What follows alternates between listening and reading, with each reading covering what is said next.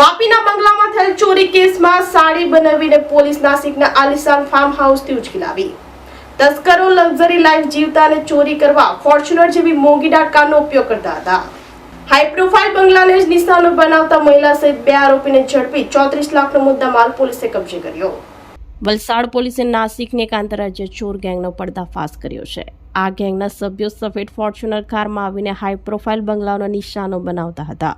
પોલીસે ગેંગના મુખ્ય 2 સાગરીતોની ધરપકડ કરી 34 લાખનો મુદ્દામાલ જપ્ત કર્યો છે. આ ગેંગ વાપી જીઆઈડીસીના પોસ્ટ ગુંજન વિસ્તારમાં આવેલા ઓફિસર્સ બંગલામાં થયેલી ગરફોડ ચોરીના કેસમાં સંડોવાયેલી હતી.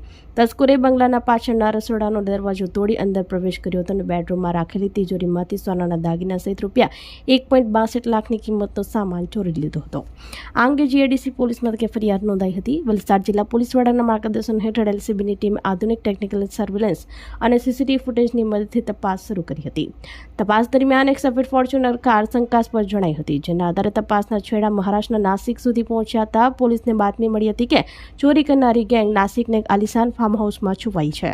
આ બાતમીના આધારે વલસાડ પોલીસે ત્યાં દરોડો પાડી મુખ્ય આરોપી રાજુ દુર્યોધન કાલમેઘ અને તેની સાડી સોનિયા શ્રીરામ પાટીલને ઝડપી પાડ્યા હતા.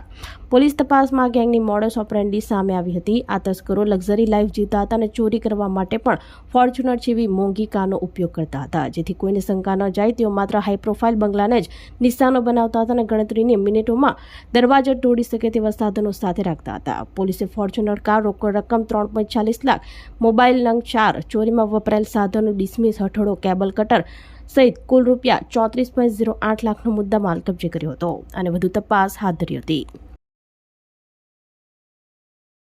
વલસાડ જિલ્લાના વાપી જીઆઈડીસીના ગુંજન વિસ્તારમાં એક બંધ મકાનના દરવાજાનું તાળું તોડી અને આ મકાનમાંથી રોકડ રૂપિયા તેમજ દાગીનાની ચોરી થયેલી. આ બાબતે ફરિયાદીએ જીઆઈડીસી પોલીસ સ્ટેશનમાં ફરિયાદ આપતા જીઆઈડીસી પોલીસે ફરિયાદ રજીસ્ટર કરી અને તપાસ શરૂ કરેલી. આ તપાસમાં વલસાડ જિલ્લાની ક્રાઇમ બ્રાન્ચ પણ પોલીસ અધિક્ષકશ્રીની સૂચનાથી જોડાયેલી હતી.